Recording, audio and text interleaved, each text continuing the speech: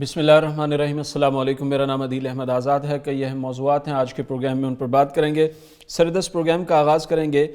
तालीमी इदारों में अरबी ज़ुबान को बतौर लाजमी सब्जेक्ट शामिल करने का बिल मंजूर किया है पाकिस्तान की सेनेट ने, और पाकिस्तान मुस्लिम लीग नून से ताल्लुक़ रखने वाले सेनेटर जावेद अब्बासी ने यह बिल मूव किया था। पाकिस्तान तहरीक इंसाफ, JUIF, जमात इस्लामी और PMLN ने इसकी तायीद की, जबकि पाकिस्तान पीपल्स पार्टी के सेनेटर और साबिक चेयरमैन सेनेट रज़ा रब्बानी ने इसकी मुखालफत की। उन्होंने मुखालफत करते हुए कहा कि जनाब, हमारा मज़हब के साथ ताल्लुक़ सिर्फ़ कुरान मजीद तक है और हमें इतना ही सीख लेना चाहिए और इसको ठीक से पढ़ लेना चाहिए। लेकिन रज़ा रब्बानी साहब को अब कौन समझाए या उनकी खिदमत में कौन ये बात पेश करे कि हमें तो ठीक से कुरान पढ़ना नहीं आता। उनकी जमात के सेनेटर रहमान मलिक ने चैलेंज कबूल करते हुए मौलाना अब्दुल गफूर हैदरी का कुरान पाक पढ़ने की कोशिश की तो सूरह इखलास बारे दिगर वो ठीक से नहीं पढ़ सके। इससे पहले भी वो ये चैलेंज कबूल करके कुरान पाक गलत पढ़ चुके हैं। और मौलाना अब्दुल गफूर हैदरी के बकौल एतजाज़ अहसन साहब और दीगर बहुत सारे लोग हैं जिन्हें ठीक से कुरान पढ़ना नहीं आता। ये बहुत बड़ा अलमिया है और कुरान को समझने के लिए अरबी समझना ज़रूरी है। एक तो ये है कि आपको अरबी ज़ुबान सिखाई जा रही है, आप ग्रामर पढ़ेंगे, सर्फ़ व नाहव पढ़ेंगे और इसके रुमूज़ व औक़ाफ़ को खूब समझेंगे और उसके बाद एक बहुत बड़े आप अरबी स्कॉलर बन के सामने आ जाएंगे। ये एक बाद की बात है और ये इम्तियाज़ और खुसूसियत की बात है अगर हम अपने बच्चों को इस तरह सिखा लेंगे, पढ़ा लेंगे। और ये तो एक बहुत बड़ी फ़जीलत की बात है। अलमिया ये है कि ठीक से कुरान पाक पढ़ना नहीं आ रहा, एक लफ्ज़ पर कुछ देर ठहर जाए आदमी, ज़बर ज़ेर का इख्तलाफ हो जाए, माना बदल जाता है। यानी यहाँ पर ठीक से जिन्हें कुरान नहीं पढ़ने आता, तजवीद के साथ कुरान पाक पढ़ना बहुत ज़रूरी है। यानी ये ज़ुबान जितनी फ़जीलत वाली है उतनी सेंसिटिव भी है, उतनी अहम भी है और इसके अंदर बारीकियां बहुत ज़्यादा हैं कि आप अगर एक लफ्ज़ को एक लफ्ज़ के ऊपर पेश है तो उसका मतलब और है, ज़बर है तो मतलब और है, ज़ेर है तो मतलब और है। अलिफ लाम अल अरबिया कहते हैं आप, सिर्फ अरबिया है तो मतलब और है, अल अरबिया है तो मतलब और है। तो इस ज़ुबान की जो फ़जीलतें हैं, नज़ाकतें हैं, हसासियतें हैं, उनको समझने की भी बहुत ज़्यादा ज़रूरत है। तो एक तो ये है कि ये जो हमारे ऐवानों में बैठे हुए नुमाइंदगान हैं, चाहे ऐवान बाला हो या ऐवान ज़िरी हो, सेनेट हो या कौमी असम्बली हो या सूबाई असम्बलियाँ हो, हमारे सूबे हों, वहाँ पर मौजूद लोग अरबी से यकीनन बहुत ज़्यादा नाआशना होते हैं, कुरान पाक ठीक तरह से नहीं पढ़ सकते होते। ये बहुत ज़रूरी है। जब ये लोग जाते हैं इलेक्शन कमीशन में अपने कागज़ात नामज़दगी जमा करवाने तो हम न्यूज़ में पढ़ते हैं, देखते हैं किसी को सूरह इखलास नहीं आई होती, किसी को सूरह नास पढ़ना नहीं आई होती, किसी को ठीक से 4 आसमानी किताबों के नाम नहीं पता होते, किसी को खुलफाए राशिदीन के नाम नहीं मालूम होते, किसी को नबी अकरम सल्लल्लाहु अलैहि वसल्लम के अज़वाज मुतहरात के नाम नहीं मालूम होते, आपके बच्चों के नाम नहीं मालूम होते। तो हम मुसलमान हैं, बहैसियत मुसलमान हमारी बहुत सारी ज़िम्मेदारियाँ बनती हैं। तो इन तमाम चीज़ों को बहरहाल गौर करना चाहिए और देखना चाहिए। अगर हम अरबी ज़ुबान की हिस्ट्री पर बात करें तो एक बहुत बड़ा मज़मून है। हमारे गली मोहल्लों में, स्कूलों में, चौकों चौराहों में इंग्लिश मीडियम स्कूल्स मौजूद हैं। इस पर बहुत कम लोग बात करते हैं, नहीं बात की जाती। आज तक हमारे यहाँ इंग्लिश ज़ुबान नहीं आ सकी, इंग्लिश कल्चर आ गया है। टाई कैसे बांधनी है, कोट कैसे पहनना है, पैंट कैसे उसको पहनना है और बूट किस तरह पहनने हैं, वॉक किस तरह करनी है, स्कूल में कैसे जाना है, अपने असातिज़ा को किस तरह मुखातब करना है और उसके बाद अंग्रेज़ी ज़ुबान, अंग्रेज़ी कल्चर को किस तरह अडॉप्ट करना है, ये सब कुछ सिखाया, पढ़ाया, समझाया जाता है। और जब अरबी ज़ुबान की बात की जाए तो इसे बोझ तस्वुर किया जाता है और अपने कल्चर, सकाफ़त और तहज़ीब के लिए कहा जाता है कि ये एक अजनबी चीज़ है, इसको दाखिल ना किया जाए। यानी जो कुछ कैम्ब्रिज से आ जाए, ऑक्सफोर्ड से आ जाए, कनाडा से आ जाए, अमेरिका से आ जाए, मिजाज बदल दे, अखलाकियात बदल दे, आपको बदल दे और सब कुछ आपसे छीन ले तो वो ठीक है, दुरुस्त है। अगर अरबी की बात हम कर लेंगे, वहाँ पर आपको कुरान पाक की कोई आयत समझ आ जाए या कुछ अरबी अल्फाज आपको आ जाएंगे तो वो जनाब उससे आपका कल्चर बदल जाएगा। अरबों ने भी अंग्रेज़ों को सिखाया है। انگریز شاگرد ہیں عربوں کے، زبان و ادب میں، علم میں، تعلیم میں۔ نبی اکرم صلی اللہ علیہ وسلم کے دور مبارک کے فوراً بعد حضرت ابو بکر، حضرت عمر، حضرت عثمان، علی رضوان اللہ علیہم اجمعین کے ادوار آتے ہیں۔ دو تقسیمیں یہاں پر موجود ہیں، بنو ہاشم اور بنو امیہ کی۔ بنو ہاشم کی فضیلتیں اور ان کی روحانیت اور اللہ تعالیٰ نے جو ان کو اسلام میں آ کر جو رتبے اور مقامات عطا فرمائے وہ الگ ہیں۔ اگر بنو امیہ کا پہلو ہم دیکھیں، یہاں پر بادشاہتیں تو ہوں گی لیکن علوم بھی آپ کو نظر آئیں گے، زبانیں بھی آپ کو نظر آئیں گی، اور دنیا میں آگے بڑھتے ہوئے دنیا میں بہت ساری چیزوں میں بنو امیہ کے دور میں ترقی ہوئی۔ اندلس کا جو دور ہے اور اس میں جو علمی گہوارے ہیں، آرکیٹیکچر ہے، یونیورسٹیاں ہیں، یہ سارا بنو امیہ کا عہد ہے۔ اور اندلس کا دور روشنی ہے یورپ کے لیے۔ یورپ کو جو روشنی ملی، یورپ میں جو کچھ کام ہوا، یورپ میں جتنی ترقی ہوئی وہ اندلس کے راستے سے ہوئی۔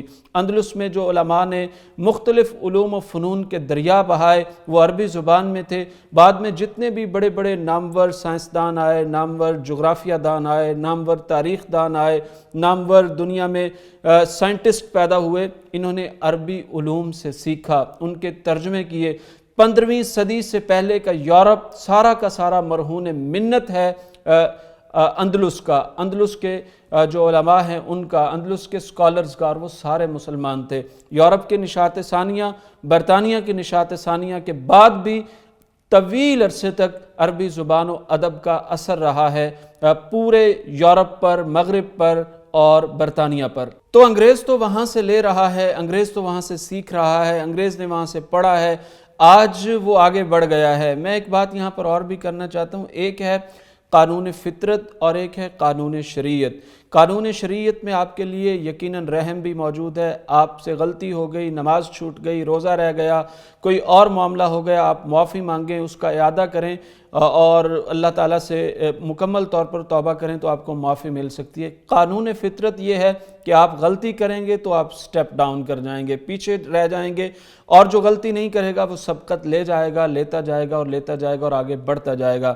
15ویں 16ویں صدی عیسوی کے بعد مسلمانوں نے علمی میدان میں بہت غلطیاں کی، اپنا ارتقائی سفر روک دیا، اپنے آپ کو آگے بڑھانا روک دیا۔ اندلس سے جو آغاز ہوا تھا اس آغاز کو آگے نہیں بڑھا سکے۔ آج یہی وجہ ہے کہ یورپ کی جو یونیورسٹیاں ہیں، آکسفورڈ ہے یا کیمبرج ہے یا سٹینفورڈ ہے یا امریکہ کینیڈا کی یونیورسٹیاں ہیں، وہاں پر بھی عربی ڈپارٹمنٹ موجود ہیں، عربی زبان میں علوم موجود ہیں، عربی زبان وہاں پر پڑھی جاتی ہے، پڑھائی جاتی ہے، سکھائی جاتی ہے۔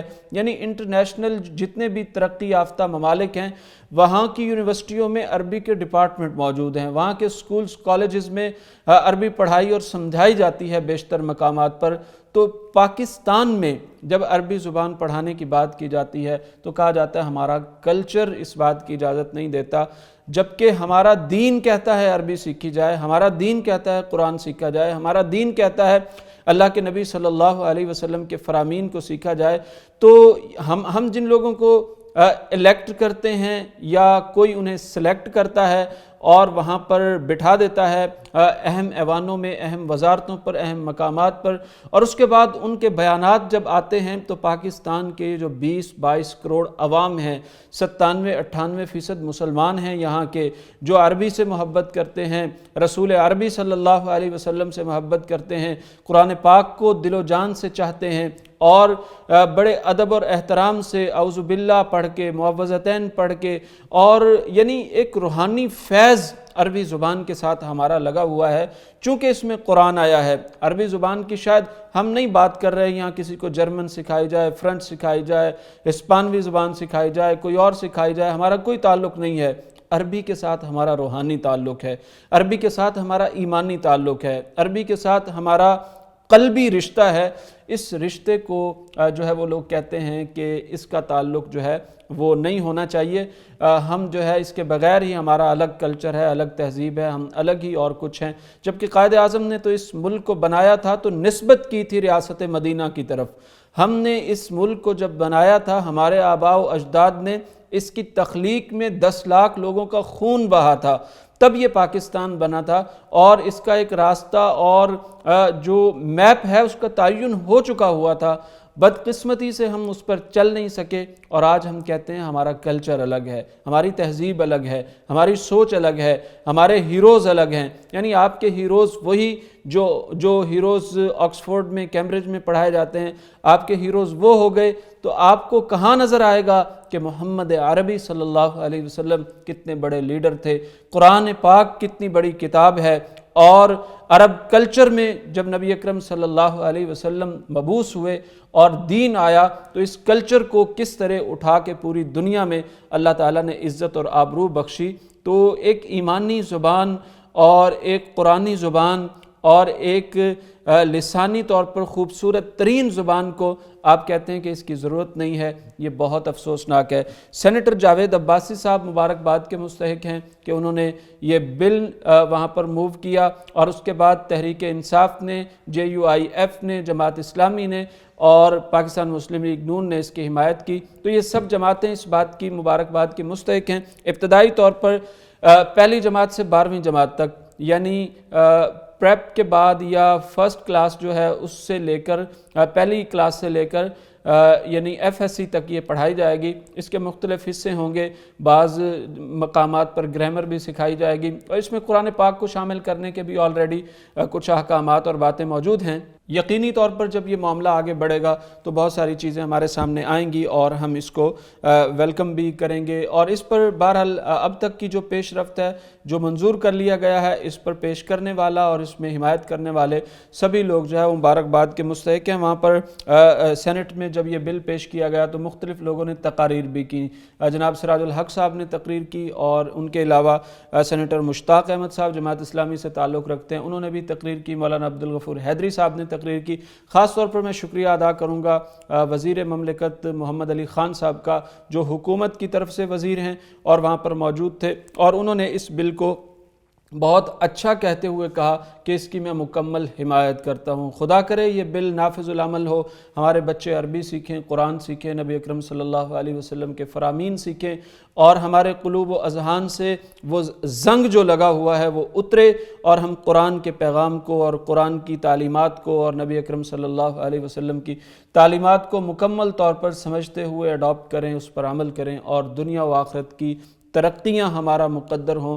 تو یہ بہت اچھا بل ہے، ہم اس کی تحسین کرتے ہیں اور امید کرتے ہیں کہ اس کو جلد از جلد نافذ العمل بھی کر دیا جائے گا۔ ایک وقفہ لیتے ہیں، وقفے کے بعد ایک اور اہم موضوع ہے، اس پر بات کریں گے، ایک شارٹ بریک۔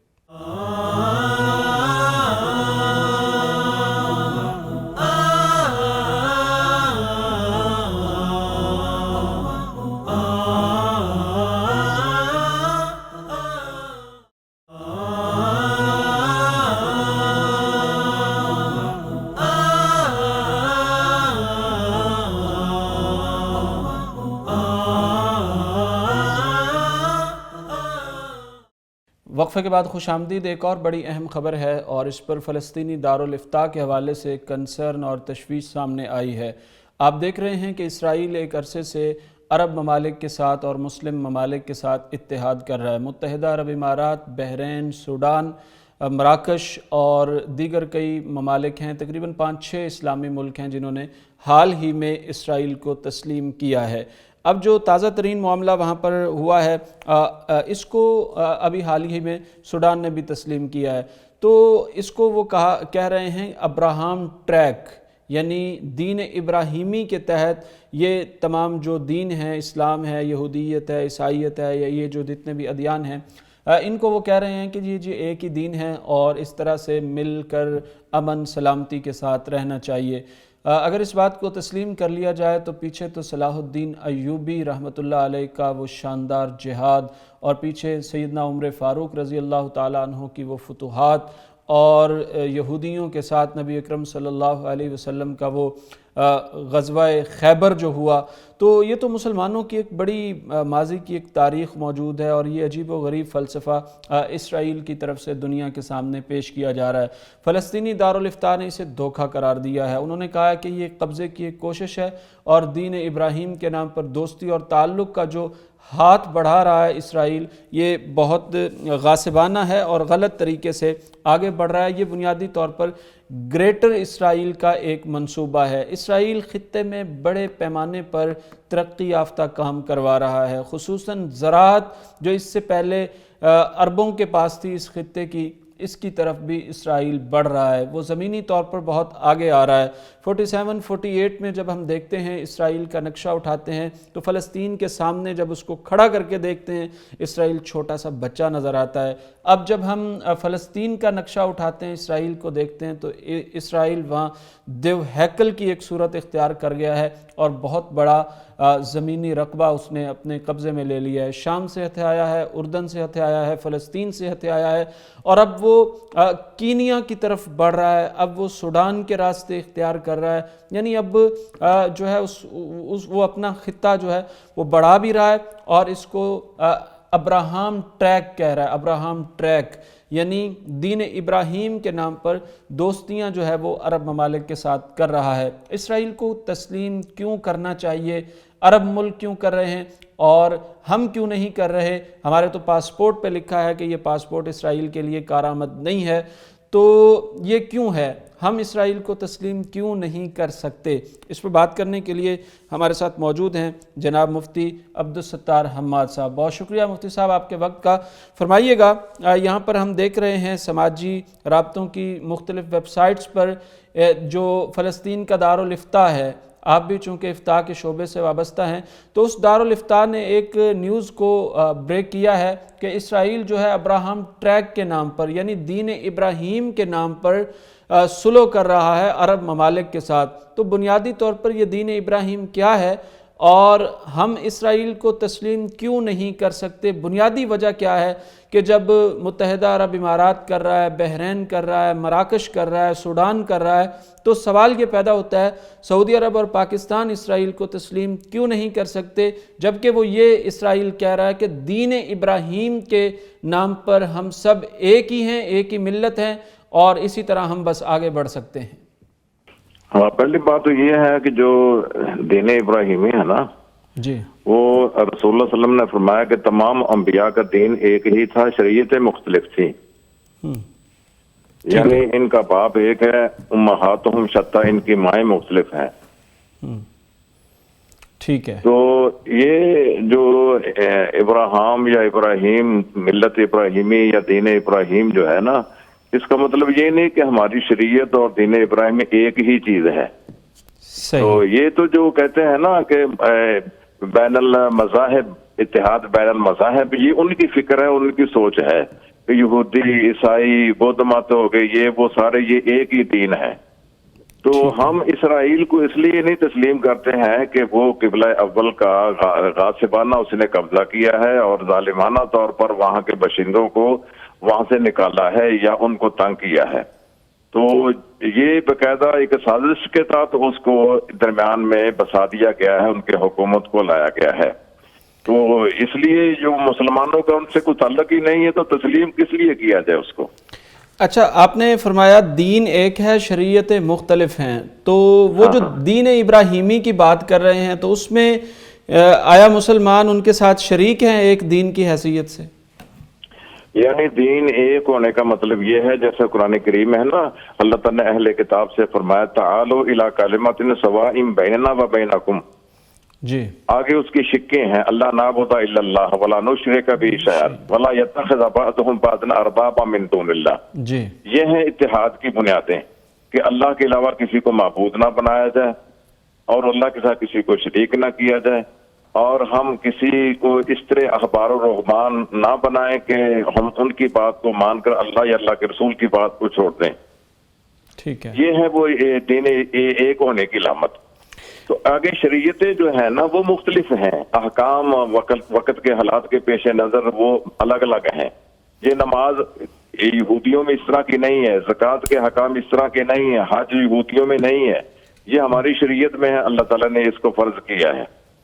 ٹھیک ہے، تو دین ایک ہونے کا مطلب یہ ہے کہ وہ بنیادی طور پر جو توحید ہے نا، وہ تمام کے ہاں یکسانیت تمام کی ایک ہے، توحید جو ہے۔ جی ٹھیک ہے۔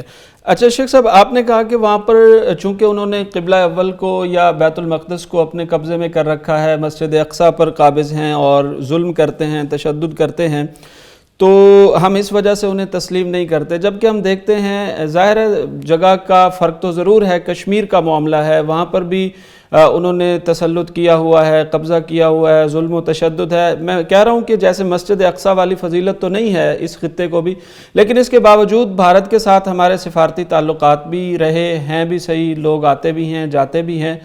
تو لوگ یہ سوال کرتے ہیں کہ پھر اس کے باوجود کہ اس کا قبضہ موجود ہے اور ڈپلومیٹیکلی ہم اس پر کام کرتے رہیں، تو اگر سفارتی تعلقات کو بحال کر لیا جائے تو شریعت اس سے منع کرتی ہے؟ یہ لوگوں کے سوالات ہیں۔ وہ سفارتی تعلقات ماننے کا مطلب یہ ہے کہ ہم نے ان کے نجائز تسلط کو تسلیم کر لیا ہے، ان کے ظلم و ستم کو ہم نے سمد جواز مہیا کر دیا ہے۔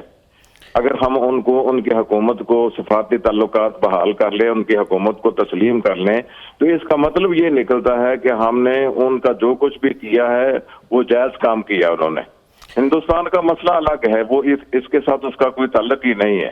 صحیح، یہ متنازع شروع سے رہا ہے، جب سے ہی پاکستان بنا ہے کشمیر کا سلسلہ یہ الگ ہی رہا ہے۔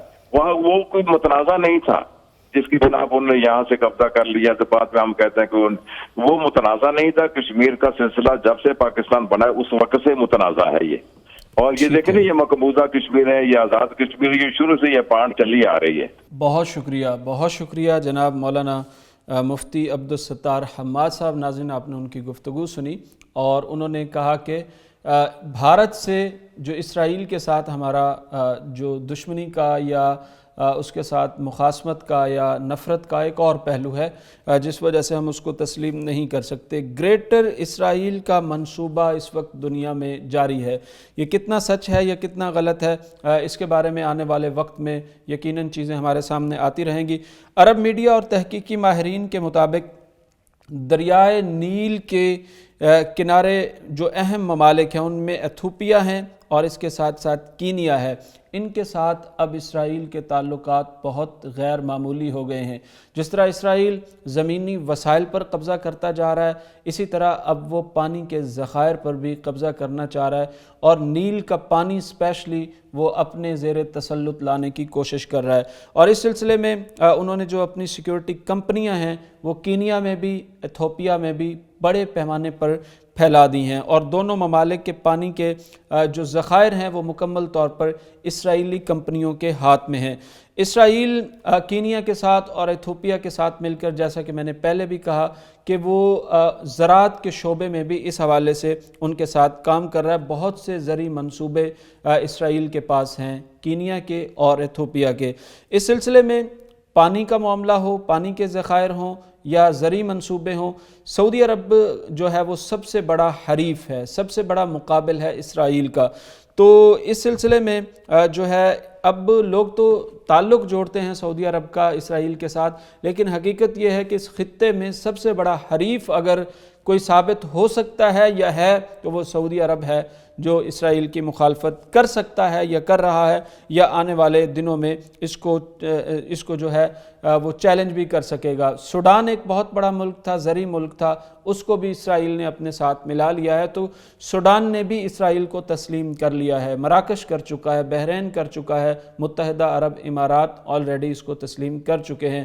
تو اب یہ کینیا، ایتھوپیا، سوڈان اور وہاں کے زرعی منصوبے اور اس کے بعد پانی کے ذخائر اور اس کے بعد زمینی قبضے اور دیگر ذخائر، معدنی ذخائر، اور شام کی گولان کی پہاڑیاں، غزہ کا محاصرہ اور دوسری طرف اردن کے علاقوں پر قبضے اور بیت المقدس پر قبضہ، یہ تمام کے تمام منصوبے بتاتے ہیں کہ واقعی گریٹر اسرائیل کا جو ایک معاملہ ہے وہ موجود ہے اور اس میں پیش رفت کی جا رہی ہے، اور اسرائیل پوری دنیا پر حکمرانی کے آنے والے وقتوں میں خواب دیکھ رہا ہے۔ مجھے حیرت ہوتی ہے جب میں دیکھتا ہوں جرمن نازیوں کے ہاتھوں یہ پٹنے والی قوم، ہٹلر کے ہاتھوں یہ مرنے اور دبنے والی قوم، صرف 70-72 سالوں میں اتنی دلیر، چالاک، مکار اور ہوشیار ہو گئی کہ آج وائٹ ہاؤس کا نظام بھی چلانے کے لیے اس کی مدد لینا پڑتی ہے۔ امریکہ میں بیٹھی ان کی لابی امریکہ کے قوانین وضع کرتی ہے اور وہاں پر موجود دیگر بہت سارے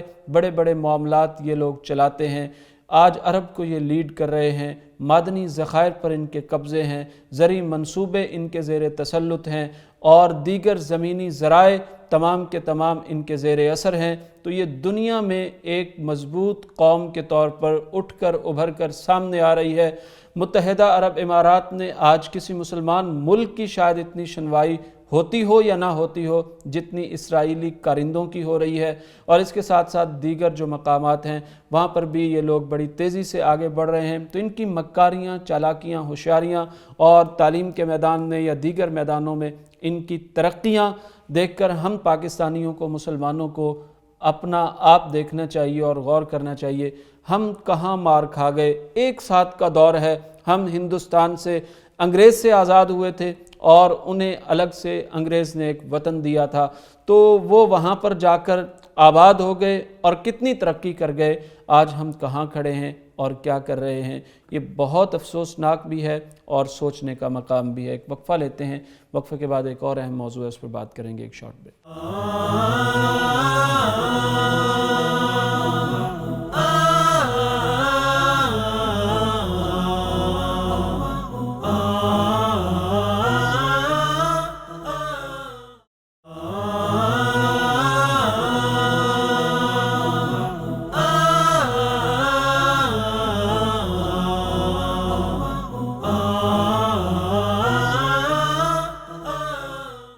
وقفے کے بعد خوش آمدید، ایک اور بڑی اہم خبر ہے، اس پر ہم بات کریں گے۔ میانمار کے مسلمان آج خوشی منا رہے ہیں۔ تقریباً 6 لاکھ مسلمان اس وقت برما اراکان میں موجود ہیں اور 10 لاکھ بنگلہ دیش کے مہاجر کیمپوں میں موجود ہیں۔ وہاں پر ایک خوشی منائی گئی ہے۔ یہ گھروں سے نکالے ہوئے لوگ، ہجرتوں پر مجبور کیے ہوئے لوگ، عزتیں لٹوائے ہوئے لوگ، وطن چھوڑے ہوئے لوگ خوشی کس بات کی منا رہے ہیں کہ وہاں کی مقامی حکومت کی بساط لپیٹ کر نیشنل لیگ فار ڈیموکریسی کی سربراہ آنگ سان سوچی کو وہاں کی فوج نے گرفتار کر لیا ہے۔ ماضی میں ہم نے دیکھا 2017 میں یہی فوج تھی جو ان مہاجرین کو مار رہی تھی، برما کے مسلمانوں کا قتل عام کر رہی تھی، اس کی فوٹیج پوری دنیا میں دیکھی گئی، ان کو وہاں سے نکالا گیا۔ 10 لاکھ لوگ تقریباً بنگلہ دیش کے مہاجر کیمپوں میں پہنچے اور اس کے ساتھ ساتھ 6 لاکھ لوگ وہاں پر اب بھی موجود ہیں، اور بہت سے مارے گئے، کاٹے گئے، گلے ان کے کاٹ دیے گئے، اور ہم نے وہ فوٹیج اس دور کی دیکھی تو وہ ایک بڑا افسوسناک دور تھا، سب کچھ تھا۔ اب فوج بھی وہی ہے اور حکومت بھی وہی ہے، لیکن اس کی سربراہ کو جب معطل کیا، گرفتار کیا اور اس کی حکومت کو ختم کیا تو یہی مسلمان خوشی منا رہے تھے اور اس کو مکافات عمل قرار دے رہے تھے۔ جب وہاں کی فوج مسلمانوں پر تشدد کر رہی تھی تو آنگ سان سوچی نے ایک بیان نہیں دیا فوج کے خلاف، بلکہ عالمی عدالتوں میں جا کر انٹرنیشنل فورمز پر اپنی فوج کا دفاع کیا، جبکہ کہا یہ جاتا ہے کہ یہ جمہوریت کے لیے بول رہی تھیں، جمہوریت کے لیے لڑ رہی تھی۔ تو مسلمان ہونا ان لوگوں کا بہت بڑا جرم بن گیا کہ جب آپ جمہوریت کی بات کرتے ہیں، ڈیموکریسی کی بات کرتے ہیں، برابری کی بات کرتے ہیں، حریت کی بات کرتے ہیں، فریڈم کی بات کرتے ہیں، آزادی کی بات کرتے ہیں، تو آپ کے پیمانے بدل جاتے ہیں۔ غیر کے لیے یعنی غیر مسلم کے لیے آپ کے پیمانے اور ہوتے ہیں۔ وہ فریڈم آف سپیچ کی بات کرنے والا ہو، فریڈم آف ایکسپریشن کی بات کرنے والا ہو، وہ آزادی اظہار کی بات کرنے والا ہو، وہ جمہوریت کی بات کرنے والا ہو، وہ غیر مسلم ہو تو وہ بہت بڑی بات سمجھی جاتی ہے۔ اگر مسلمان اس کی زد میں آ رہا ہو تو آپ خاموش ہو جاتے ہیں۔ یہی کچھ کیا تھا 2017 میں آنگ سان سوچی نے، اور آج جب اس کی حکومت کو اسی فوج نے جو مسلمانوں پر ظلم کر رہی تھی، اسی فوج نے اس کو معطل کیا، جیل میں ڈالا، اس کی پارٹی کے وزراء کو بھگایا اور حکومت خود سنبھال لی، تو اس کے بعد اب وہاں کے مسلمان خوشی منا رہے ہیں اور اس کو مکافات عمل قرار دے رہے ہیں۔ میرے ساتھ موجود ہیں جناب عبداللہ طارق سہیل صاحب، ہم ان سے بات کریں گے۔ عبداللہ صاحب، بہت شکریہ آپ کے وقت کا۔ فرمائیے گا یہ جو میانمار میں ہوا، برما اراکان میں ہوا، وہاں کی فوج نے وہاں کی حکومت کی بساط لپیٹ دی، جو وہاں کی سربراہ ہیں نیشنل لیگ فار ڈیموکریسی کی آنگ سان سوچی کو بھی انہوں نے گرفتار کر لیا ہے۔ مسلمان بنگلہ دیش میں بھی خوشی منا رہے ہیں، میانمار میں بھی خوشی منا رہے ہیں اور اس کو مکافات عمل قرار دیتے ہیں۔ کیا پوائنٹ آف ویو ہے اس پر آپ کا سر؟ ہو سکتا ہے وہ اس لیے کر رہے ہوں کہ یہ سوچی نے ایک مرتبہ فوجی آپریشن کی حمایت کی تھی اور کہا تھا کہ انہوں نے کچھ غلط نہیں کیا، اور سوچی کا مسئلہ یہ تھا کہ یہ کمپرومائز کر کے حکومت میں آئی تھی، ورنہ وہ اس کو حکومت نہیں دے رہے تھے۔ تو کمپرومائز کے نتیجے میں اس نے فوجی ایکشن کی حمایت کر دی، لیکن وہ اس سے بات نہیں بنی، کیونکہ اس الیکشن میں اس کو اتنی میجارٹی مل گئی تھی، 80% میجارٹی مل گئی تھی، اس کے نتیجے میں وہ آئین میں وہ ترمیم کرنا چاہتی تھی۔ برما میں، میانمار میں سسٹم اس طرح کا ہے کہ قومی اسمبلی کی 20% سیٹیں فوجی افسروں کے لیے ہوتی ہیں۔ جی تو یہ سوچی کا یہ پلان تھا کہ وہ ترمیم کر کے یہ ختم کر دے اور ساری پارلیمنٹ جو منتخب ہو، جس طرح انڈونیشیا میں بھی پہلے یہی نظام تھا سوہارتو کے زمانے میں، جی کہ 33% سیٹیں فوج کی ہوتی تھی۔ جی تو پھر وہاں جب جمہوریت بحال ہوئی تو انہوں نے سوہارتو کا تختہ الٹا گیا، اور پھر عبد البار وہاب کی حکومت آئی تو انہوں نے پھر یہ قانون سازی کر کے آئین میں ترمیم کر دی اور فوج کی سیٹیں ختم کر دی۔ تو یہاں برما میں بھی اس کا یہی پلان تھا، وہ نہیں پورا ہو سکا، فوج نے پہلے ہی تختہ الٹ دیا۔ اصل دشمن برما روہنگیا مسلمانوں کی ایک تو فوج ہے اور دوسرے بدھ پادری ہیں، کیا ان کو کہنا چاہیے، راہب، بدھوں کے راہب۔ بظاہر تو یہ بدھ ایک امن پسند مذہب ہے اور کسی کیڑے مکوڑے کا بھی قتل جو ہے اس کے اس مذہب میں حرام ہے، لیکن مسلمانوں کے بارے میں ان کا رویہ نہایت غیر انسانی ہے۔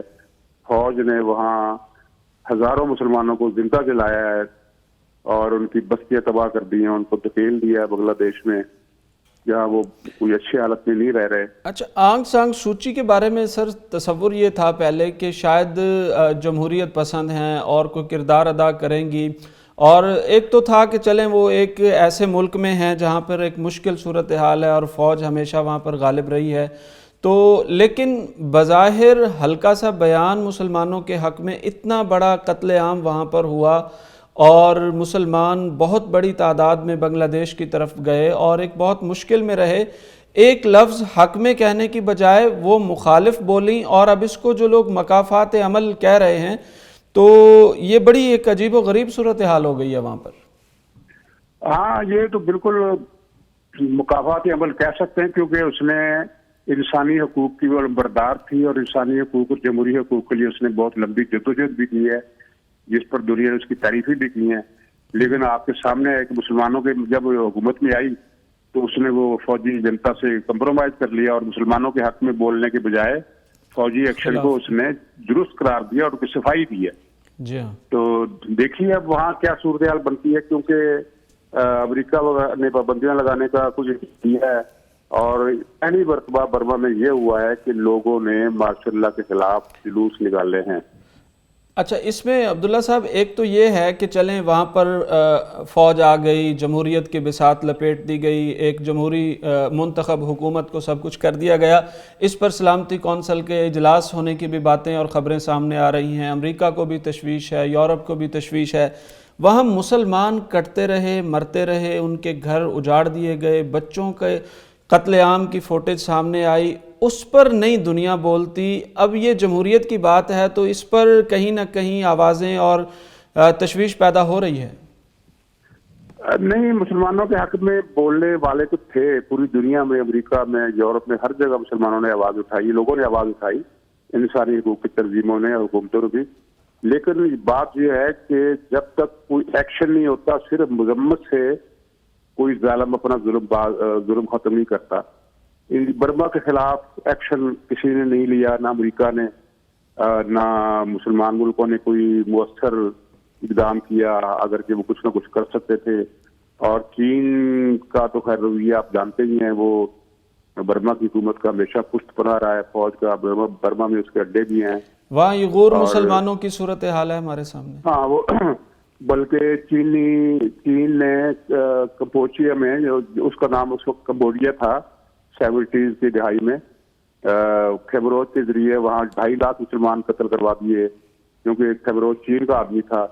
پھر وہ جب ویتنام نے حملہ کیا، خیبروز حکومت کا تختہ الٹ دیا، تو پھر اس کے بعد وہاں کچھ جو بچے کچے مسلمان تھے، 40-50 ہزار، ان کی جان بچی، ورنہ خیبروز تو چاہتا تھا کہ مسلمانوں کا بالکل وجود کمبوڈیا سے ختم کر دیا جائے۔ بہت چھوٹی سی اقلیت تھی، ٹوٹل 4-5 لاکھ 3-4 لاکھ مسلمان تھے، ان میں سے آدھے سے زیادہ اس نے مار دیے خیبروز نے۔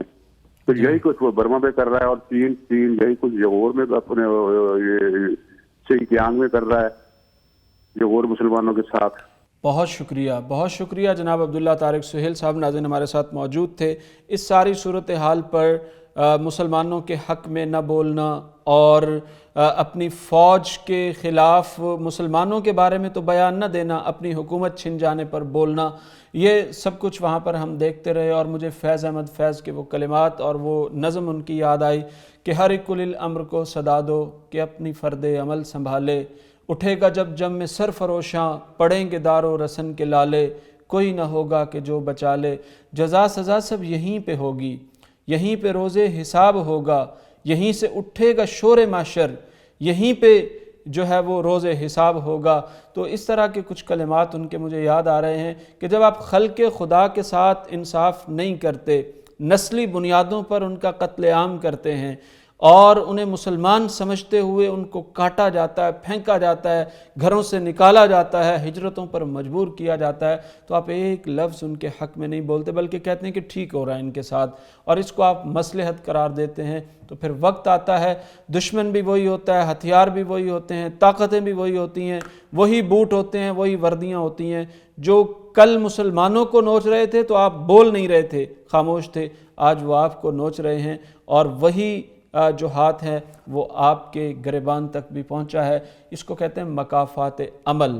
اب مسلمان تو در بدر ہو گئے بیچارے، وہ تو ایک دکھ سہ گئے، یعنی یہ بھی ایک بڑی بات ہے کہ آپ سہ جائیں، آپ صبر کر جائیں۔ جب آپ صبر کر جاتے ہیں تو سامنے والے کی جو قدر و قیمت ہے یا منزل ہے وہ طے ہو جاتی ہے، اس کے پاس ہے کیا، آپ تو صبر کر گئے ہیں۔ تو بس یہی ہے زندگی کا فلسفہ، دنیا کا فلسفہ، کہ صبر کے ساتھ، شکر کے ساتھ اپنی زندگی گزار لیں، اور اپنی کوشش اور بساط کے بعد نتیجہ اللہ پر چھوڑ دیں، اور اللہ پھر جو نتیجے مرتب کرتا ہے وہ دنیا میں بھی نشان عبرت بنا دیتا ہے اور آخرت میں بھی نشان عبرت بنا دیتا ہے۔ بہرحال اس دعا کے ساتھ کہ اللہ تعالیٰ میانمار کے مسلمانوں کو ان کا وطن عطا فرمائے، ان کی مشکلات کو ختم کرے، کشمیر کے مسلمانوں کی مدد فرمائے، فلسطین کے مسلمانوں کی مدد فرمائے۔ اگلے پروگرام تک کے لیے مجھے اور پروڈکشن ٹیم کو اجازت دیجیے۔ اللہ حافظ ناصر۔